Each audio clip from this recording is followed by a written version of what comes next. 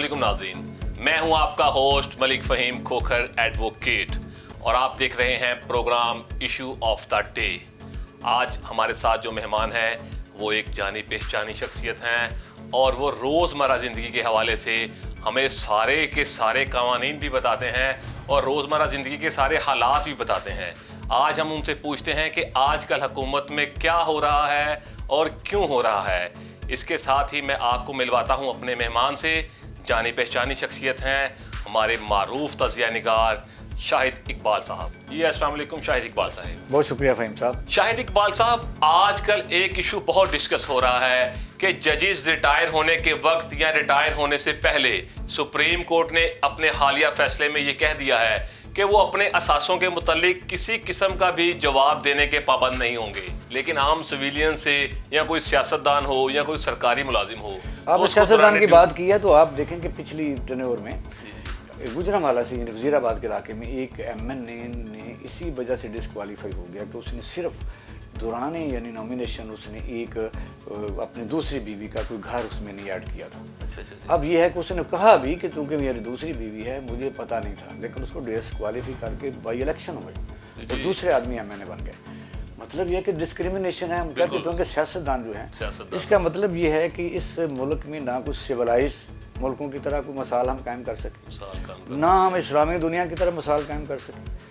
ये फैसला जो है मैं समझता हूँ, आज फवाद चौधरी ने भी कहा है कि जो आलमी रैंकिंग है अदलिया के मतलब उस पर अदलिया को खुद ही गौर करना चाहिए। बिल्कुल सही बात है और बहुत खूबसूरत जवाब दिया आपने और इस सवाल के जवाब पर हमारी नाज़रीन को एक बहुत खूबसूरत आगाही भी हासिल हुई है।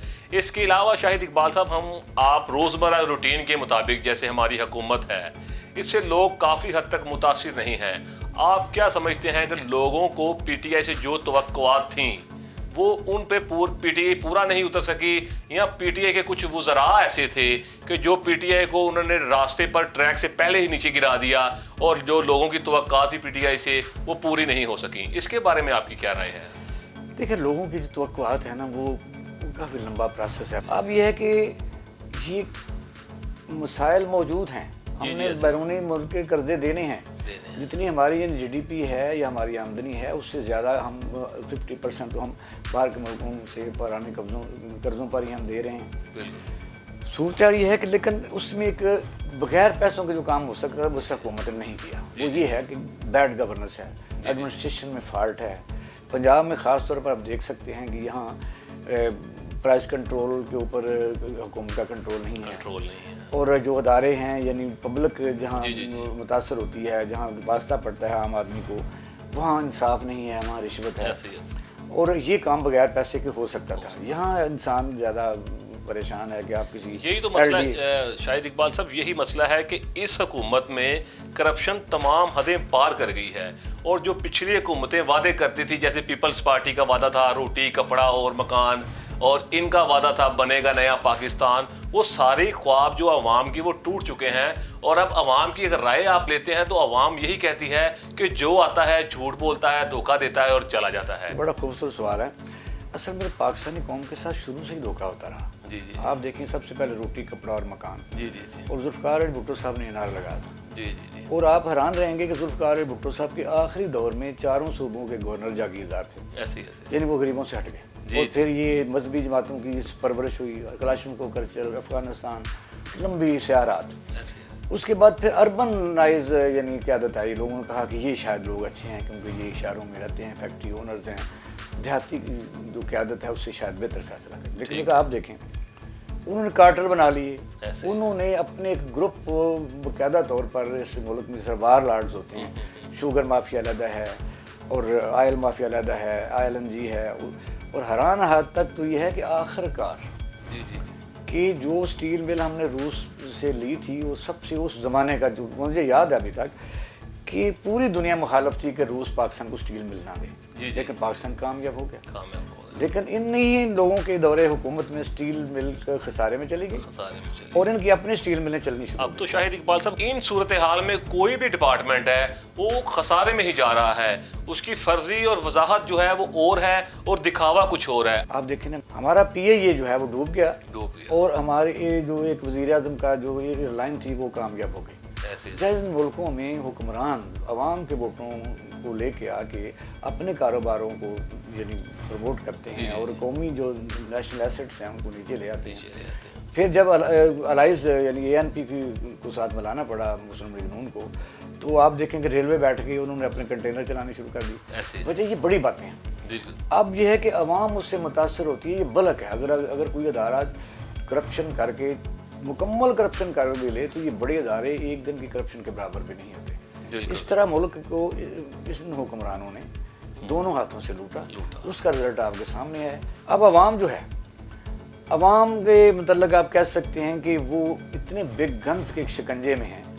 حکومت جو ہے وہ چینی کسی ملک سے اگر اٹھانا چاہے تو اسٹے آ جاتا ہے, وہ نہیں اٹھا سکتا. تو مجھے بتائیے کہ اگر عدالتوں کو بھی بڑے احترام سے اس بات پر اور پچھلے دنوں وزیر اعظم کو ہاتھ جوڑنا پڑے کہ خدا را ان کو اسٹے نہ دیں. پھر آپ دیکھیں کہ راوی ریور فرنٹ ایک ایسی ہے کہ جو جس کا اسٹے سنگل بینچ نے لاہور نے دے دیا, اور اس پر آپ کسی نے سوچا ہی نہیں کہ کتنے بلین روپے کی فیزیبلٹی رپورٹ بن چکی ہے, کتنے 25 بلین روپے کی انویسٹمنٹ آ چکی ہے, سیکشن 46 ہو چکا ہے, ایکوزیشن ہو چکی ہے. تو انہوں نے کر دی. لیکن آج یہ شکر ہے کہ سپریم کورٹ آف پاکستان نے اس کی اجازت دے دی ہے.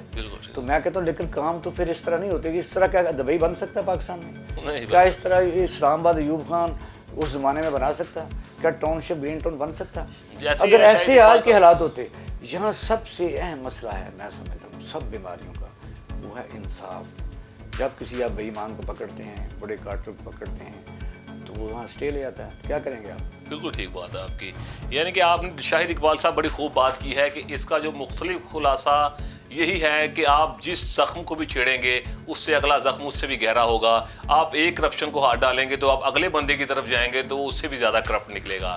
چلیں یہ تو تبدیلی سرکار کا نعرہ تھا نا کہ بنے گا نیا پاکستان. ایک بات ضرور ہے, جی جی جی, حکومت اس سے بری الزامہ نہیں ہو سکتی. نہیں ہو سکتی. میں نے پہلے گزارش کی ہے کہ گڈ گورننس یہ ہوتی ہے, ایسی ہوتی ہے کہ جو پرائس کنٹرول کمیٹیاں ہیں, یہاں ایلیگیشن آ رہے ہیں کہ کچھ افسر جو ہیں پنجاب گورنمنٹ میں بغیر پیسے کے نہیں لگ رہے. آپ مجھے بتائیے جب آپ کسی افسر کو آپ پیسے دے کے لگائیں گے, ڈپٹی کمشنر کو باقاعدہ مبینہ طور پر ایلیگیشن وہ پرووڈ ہیں کئی دفعہ, تو اس کو آپ کیسے پوچھ سکتے ہیں؟ وہ پیسے تو اکٹھے کرے گا. اس طرح آپ ریفارم RDA میں نہیں لا سکے.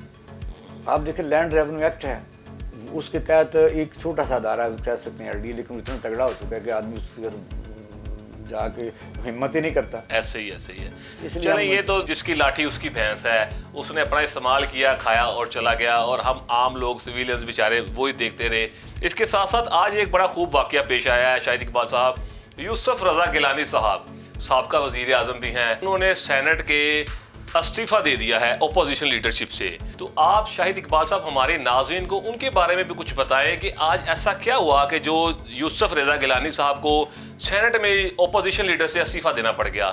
اس کا میں یہ کہہ سکتا ہوں کہ فہیم صاحب کے ہیں کوکب کچھ نظر آتے ہیں, کچھ دیتے ہیں دھوکہ, یہ بازیگر کھلا. بہت خوب. یہ چاہے یوسف میں جو کتاب اس نے چھاپی تھی ایک زمانے میں جب یہ جیل میں تھا, تو اس میں واقعہ بیان ہوا کہ جب یہ مری میں جاتے تھے ان کے پاس گاڑی نہیں تھی, بڑی پرانی گاڑی ہوتی تھی. وہی یوسف رضا گیلانی کے متعلق جب یہ وزیر اعظم تھے تو انہوں نے 60 کروڑ روپے اپنے یعنی prime minister camp office Multan میں لگایا.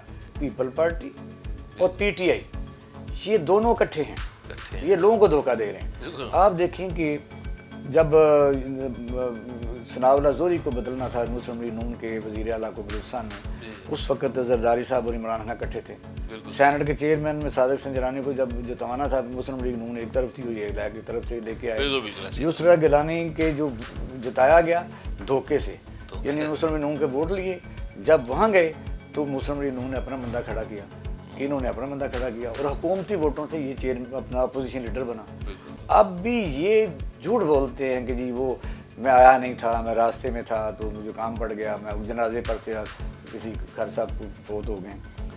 تو یہ بے ایمانی کے طور پر یہ لوگوں کو اسے منہ چھپاتے ہیں. ایکچولی کرپٹ ترین یہ لوگ ہیں, اور یہ جان بوجھ کے ملے ہوئے ہیں.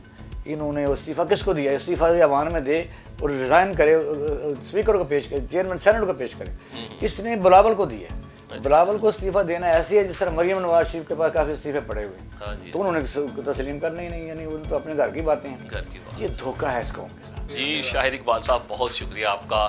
ہماری ناظرین کو آپ نے بہت خوبصورت آگاہی دی ہے اور آپ نے روزمرہ کے ہونے والے واقعات میں ہمیں وہ انفارمیشن دی ہے جو ہم تک یا ہماری عوام تک ابھی تک نہیں پہنچی تھی. بہت شکریہ. تو لے ناظرین، قومیں ترقی کرتی ہیں نیت سے. کامیابی حاصل کرنے کے لیے محنت کی ضرورت ہوتی ہے. یقین جانیں انسان کے پاس علم ہونا بہت بڑی بات نہیں ہوتی، ادب ہونا ضروری ہے، کیونکہ کسی نے بہت خوب کہا ہے کہ انسان کی پہچان ادب سے ہوتی ہے، علم سے نہیں، کیونکہ علم تو ابلیس کے پاس بھی بہت تھا لیکن وہ ادب سے محروم تھا.